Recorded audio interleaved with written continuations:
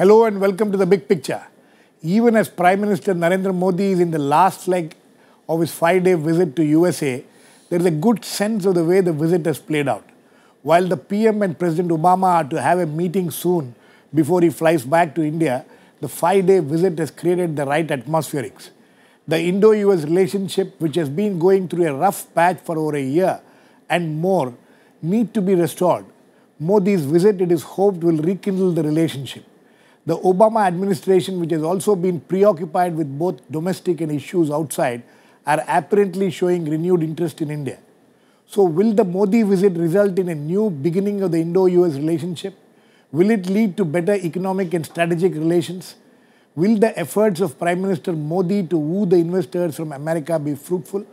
What are the roadblocks for the American investors? Will India play ball with America in the context of fighting terror, especially against the ISIS in Iraq and Syria? All these and many questions will have to be answered to assess the real impact of the visit of Modi to the United States. To discuss this, I have with me M.K. Bhadrakumar, former ambassador and a foreign policy analyst, Mohan Guruswamy, economist and analyst, Commodore retired Sri Uday Bhaskar will be joining us very soon, Professor K.P. Vijayalakshmi of the Center for American and Canadian Studies at the JNU, and from Washington, D.C. on the phone line is Chidanand Rajghatta, U.S. correspondent and foreign affairs editor of the Times of India. Welcome to all of you. Chidu, can you hear me? Okay. Okay, we will get Chidanand a little later. Bhadrakumar, if you go by the atmospherics of the last 4 days, today you will be concluding his visit, but going by the atmospherics in the last 4 days, you think that, there is some renewed interest in India in America? That was, to my mind, was very obvious even before the visit began.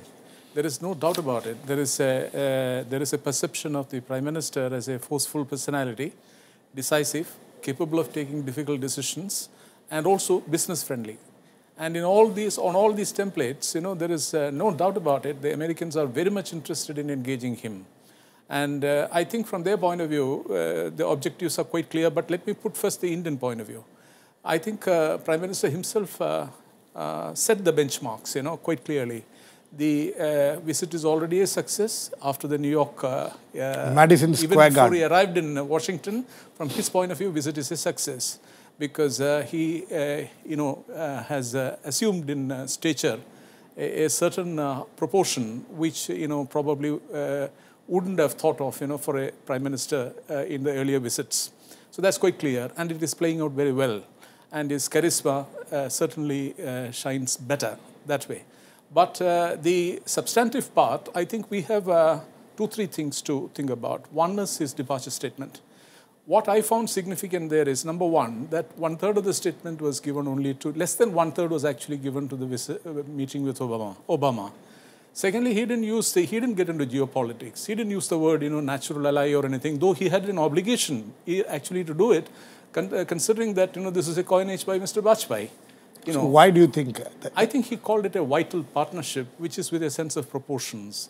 And he made it quite clear, therefore, that the partnership from his point of view is best in terms of an Indian renaissance, not in terms of, fighting in the global commons in the outer space and against this country, that country, and so on.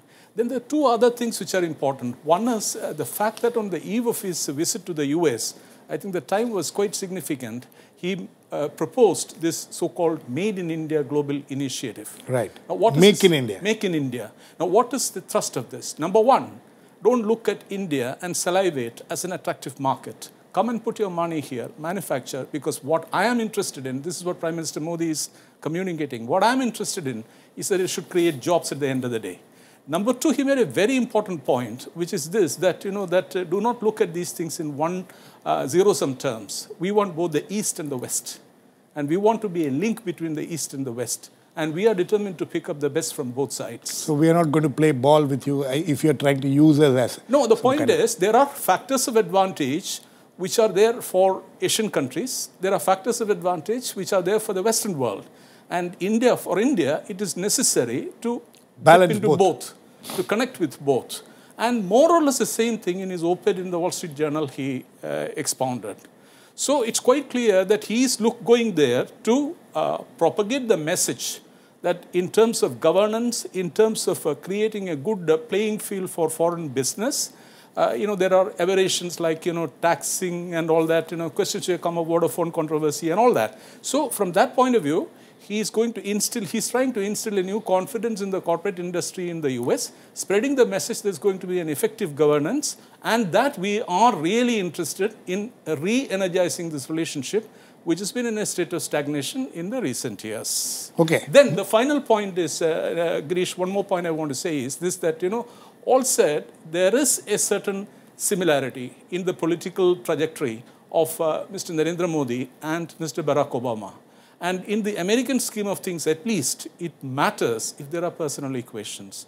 And they are interested, we are interested in working out a good relationship at that level while his presidency continues for the next 2 to 3 years.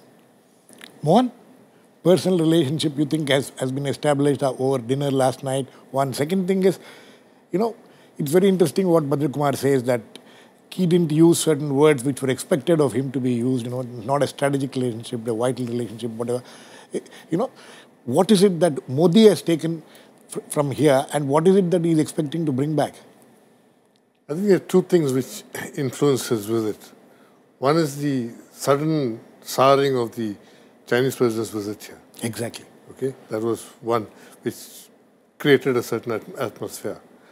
The second thing was that, he goes as a new prime minister, So there's a lot not associated with the last few years of Manmohan Singh, where he seemed to be indifferent, unable to do things, and suddenly you see a younger man, he's 65, but he's younger and, appears vigorous and so therefore, there's curiosity. Energy about him. And there's curiosity there. There's a curiosity also.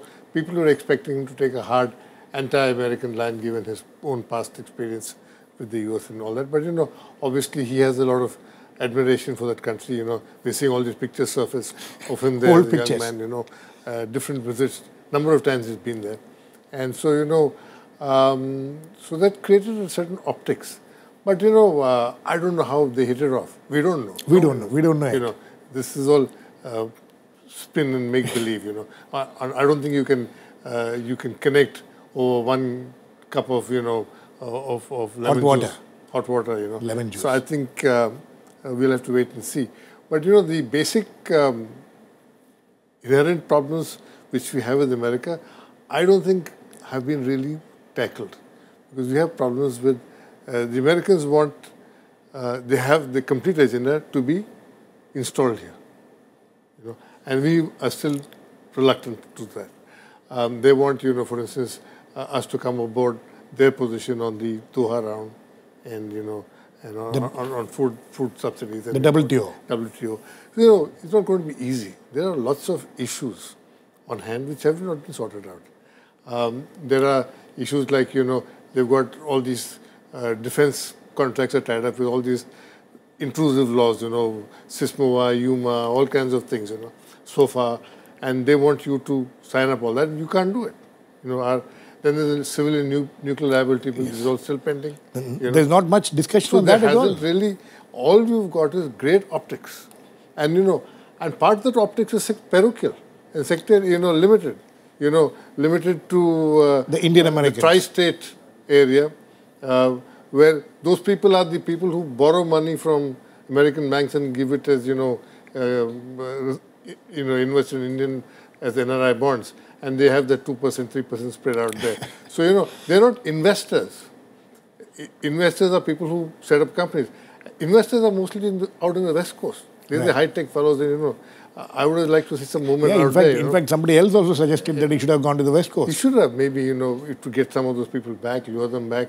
These people are all mostly the tri-state area, the first generation of immigrants, lots of traders and lots of newspaper kiosk owners, motel owners, petrol pump owners, and that kind of stuff, Okay, you get a lot of enthusiasm on them, and they are also a source of funding for the BJP. BJP's got a hard bedrock of support. Absolutely. So, that's fine. It's wonderful for him as an individual. But I think the Americans' media was quite bemused by this whole thing. This having a song and dance show going on in Madison Square Gardens, and Prime Minister of India coming and going in to a rock or whatever concert on so the substantial things are still out in the open. Are not out in the open. Yes, Bhadrakumar. There has been a White House briefing on Friday. Yes. And it's quite significant, that they were also very modest in their estimation. They named 3 areas. In fact, they used the word deliverables. They said deliverables are possible in 3 areas. One is defense and security cooperation, and second is clean energy, which is nuclear and other one, and then climate change. They listed very specifically senior people. One quick point I'd like to make is, you see, the kind of money India needs right now to fructify all those plans which these people have set in motion is sovereign investment, sovereign funding. Exactly. And America doesn't have that money. America doesn't. And you made this point, in fact, even when the Chinese president was here, China has sovereign funds, America doesn't have. And how much you're able to woo the actual investors, the private sector investors, is what is going to matter. We'll discuss that. Let me go to Commodore Uday Bhaskar. Uday Bhaskar, defense and strategic relationship. This is one of the key areas which, as Bhadrakumar also was pointing out, even the US is looking for.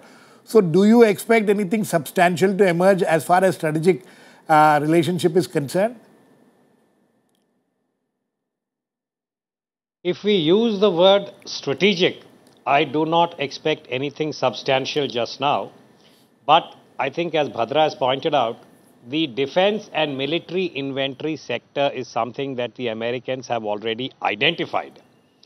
Perhaps there would be some, what I would call as modest agreements on specific items of inventory, for instance, the anti-tank missile. But there is a larger issue here, Girish, which is that I don't think India has really been able to arrive at some kind of objective determination about how to engage with the United States in the military and security field. That's an extended domain. Right.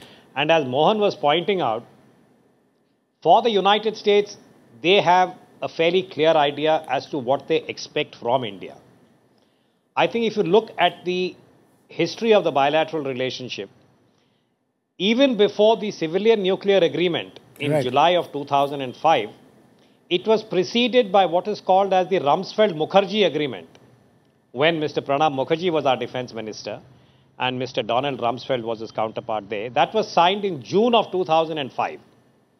But in the last 9 years, the government in India, and I would say the political dispensation, has not been able to arrive at any kind of satisfactory conclusion as to what are going to be the political limits in terms of engaging with the United States, which is why we have not been able to sign even the basic foundational agreements. The one that Mohan spoke about, the SISMOA, etc. Now, unless you do not complete those steps, the United States would be reluctant to part with any kind of high technology because there are some security clauses embedded there. Clearly, India so far has not been happy. So these are the kind of issues that need to be addressed. Absent them, whatever would be, I think, agreed upon would not be substantive. It would be below the median. And I think this particular visit of the Prime Minister would only serve to, if I may use the word, reboot the India-US relationship, which had been hung, to use the computer analogy, for the last 3 or 4 years. And it's gone as far south as is possible. And I think what this Modi-Obama meeting would do is to restore traction and maybe reboot the relationship. In fact, that is the topic which, whether it's going to be a new beginning, this relationship. Vijayalakshmi, how do you look at this? You think that the atmospheric which has been created is itself enough to take this relationship beyond a certain degree of what Uday Bhaskar was talking about as rebooting? Yes, I think what we are seeing here is a definite focused approach, which is talking about not just rebooting, but imparting a fresh focused approach, which is instead of just G to G, you're looking at G to B. That is the focus of this Prime Minister, and he has made very clear indication that he will use both soft power as well as India's hard negotiating skills to actually come across as a person with a mission to tell the story of India and signal India's readiness to again revive the relationship and realize the potential it has. So that's about the spirit of the visit. In terms of actual deliverables, I do agree with all the things that the panelists have said, except to add that I think the investors and the business community have found some grounds for confidence. And that itself is a good start. Because when you want to reboot, if you again have technical snags, the rebooting will stop, as you know. Right. It will keep happening, you know. You have to twirl the mouse, which also the Prime Minister talked about.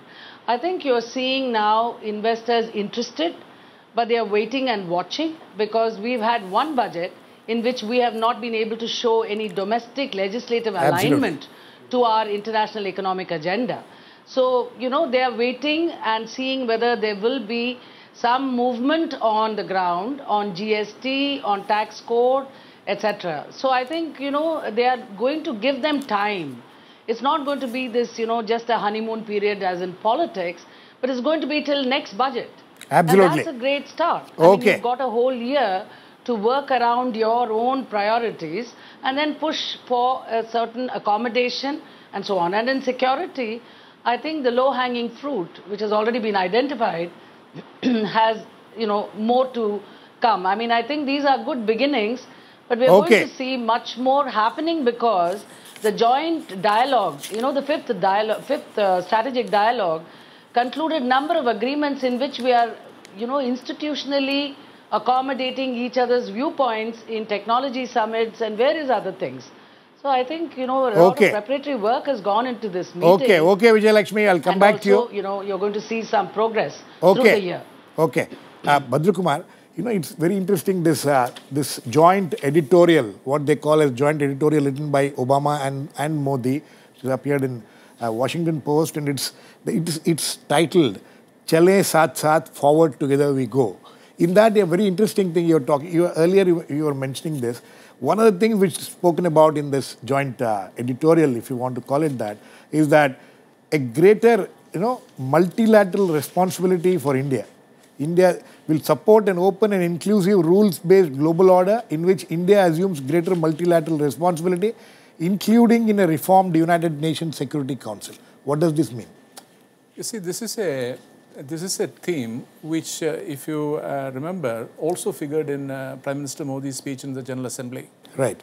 He, you know, there's a departure here. Therefore, this Hindi expression, walking together. This is not the shoulder to shoulder that Mr. Manmohan Singh meant when he met George Bush on the sidelines of some summit in Tokyo. You know, this is a different idea. The idea is that, you know, he looks at the world as a multilateral setting where India has a lot of opportunity to take part in it. India can be selective about it, but India is not, you know, going in any kind of bandwagon. You know, that bandwagoning is not there. That's why I said that in his departure statement, he didn't use that expression of strategic ally, of a natural ally. Natural allies. It's a vital partner. And, you know, if you again dig deeper into the General Assembly speech, you find there, you know, that he is talking about Middle East, West Asia, in a way that might make the Americans a little uncomfortable. You know, so you see... No, but what about the meeting with the Israeli Prime Minister and whatever has come out of that? The Israeli Prime Minister's meeting again is extremely interesting, Girish, because, you know, Mr. Modi focused on the bilateral part of it. And then at the end of it all, he said that, you know, he brought in the Make in India doctrine into the defense transactions.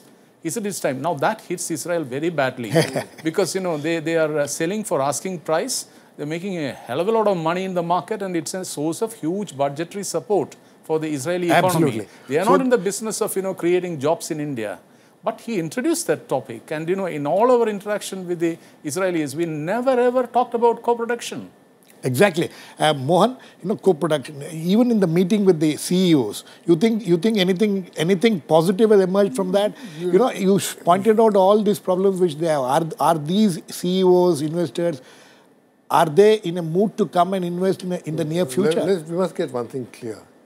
All the companies he met are already here, and they're invested here in a big way. Okay, there's nobody who's then what is it? What is it that was the PM looking for? Let me finish that. Now, in 2009, before the slowdown kicked in, we had FDI almost $50 billion. Now, 60% of that FDI is from Indian money round-tripping back. Okay, so the big myth that some foreign multinational companies give you FDI is a myth, is bogus, is spurious. It is only Indian money. When you look good to your own people, money comes back, okay, as an investment destination. Now, I think when you look good to your own people, then foreign money also, genuine foreign money also comes at the same time. I think when Vijayalakshmi spoke about addressing the domestic agenda, we missed the first budget. We have one more budget to address. So you've got to first make ourselves look good to ourselves. And when you say make in India, what does China export? You want jobs. What does China export? China's big exports are low-tech, low-cost goods, where uses huge amounts of labor. Toys, shirts, shoes, $28 billion. $28 billion worth of shoes, can you imagine? Electrical appliances, toasters and things like that, another $30 billion. Our Diwali has become entire Chinese Diwali. But that is fringe, But these are the big things where, you really got to... And that kind of investment only comes from Indians. It doesn't come from... I would have liked to see Mattel toys there. Rather than, Carlyle Group. Carlyle Group just shovels Saudi money here and there and goes away. But these are the people you need to attract, saying that I've become a good place for manufacturing. I think that is a domestic thing, has to be addressed. Now, as far as the US is concerned, US doesn't have money like China or Japan or even Saudi Arabia to throw around, The US is in a tight position. What we have to leverage with the US, what we have to access with the US, is the great scientific prowess of that country. Now, our science and technology, our education is in the doldrums. It's bureaucratized, central. Now, I would have liked to see some joint this thing that, okay, 5,000 Indians are going to do PhDs for the next 5 years there. Some big, big bang program like that. These are things. Nothing of that sort happened. No, these are things even during Manmohan Singh's visit, we have seen a lot of such MOUs being signed for education, in the field of education, agriculture and so on. I don't know how much of them have fructified. You see, Girish, the fundamental point is we have to take note of it that the world of today is not the world of 2008. Something happened. The financial crisis, the Great Recession, and the correlation of forces internationally has shifted. The locus has shifted considerably this side. So I think it's wrong for us to look at this in a hackneyed way as a matter of rebooting. There is a certain different kind of an ambience prevailing here. The requirements are different, the priorities are different, and therefore, the old strategic vision that we talked about, it's not a question of not having clarity. It's a question of, not being able to go per the old vision. So it's a new world. It's a new world. Uday, Bhaskar, are we ready for the new world? You think that the government understands this? The Prime Minister understands this? Will Americans play ball in this new world? See, I think, let me extend this point that Bhadra has made, which is that it is true that the world in 2014, even in a strategic sense, is very different from what was the reality in 2008 when India and the United States concluded at the last minute the civilian nuclear agreement. Right. From then to now, and I'll still stick with the rebooting, though Bhadra thinks it's hackneyed, my point is that as far as the India-US bilateral is concerned, many of the issues went into deep slumber or stasis. Right. Why the Obama-Modi meeting, I think, is important is to infuse this political traction into this bilateral relationship. And my own visits to Washington and talking to people over there when they have come here to India is that as far as President Obama and the White House were concerned, post-2009, India was not on his radar. And that's how the United States works. And to extend Mohan's point, India does need access to technology and the infrastructure that the United States provides particularly in areas like education. And this is where I think if Mr. Modi, who spoke about India exporting teachers and nurses, when the reality is that Indian education and skill set training is in complete shambles, that needs to be really rewired in a very, very fundamental way. Okay. These are the kind of areas where I believe this kind of political signaling is very important for the bureaucracies on both sides. And in terms of the locus shifting, there is a lot of turbulence. West Asia is a good example. AFPAC is another. And I think for India, how India relates to China. Right. And that is where I thought Mr. Modi made a very important observation in the CFR. When he spoke at the Council for Foreign Relations, he told an American audience that we will deal with our problems on our own. Yes. We do not need any arbitration. Absolutely. Which I think is also part of the signaling. Okay. But when he comes back to India, Girish, let me finish on this. Yeah. I think India needs a certain degree of political consensus about how we are going to deal with these new challenges. And to my mind, that is elusive even now. It was elusive in UPA too. And I hope that Mr. Modi would be able to address that at a time when we do not have a full-time defense minister amongst other handicaps. Absolutely. Okay. Girish? We are run out of time. Vijayalakshmi, very quick, one sentence, last word to you. We have to wrap up. We completely run out of time. Well, let me just say this. This is telling India's story. This is also about, I'm getting an echo. Okay, I think there's a problem there, Vijayalakshmi. I'm sorry, we completely run out of time. Next time we'll take you on that. Thanks to all my guys, completely running out of time. But this, what has happened in US, we'll have to wait and watch what will be the outcome when he comes back, and there'll be a whole lot of things to be done. As all my panelists have pointed out, it's just a new beginning. We'll have to wait and watch how it will all pan out. Thanks to all my guests. M.K. Bhadrakumar, Mohan, Guruswamy, K.P. Vijayalakshmi and Uday Bhaskar. Please keep watching. We'll come back with another issue, big picture, same time tomorrow.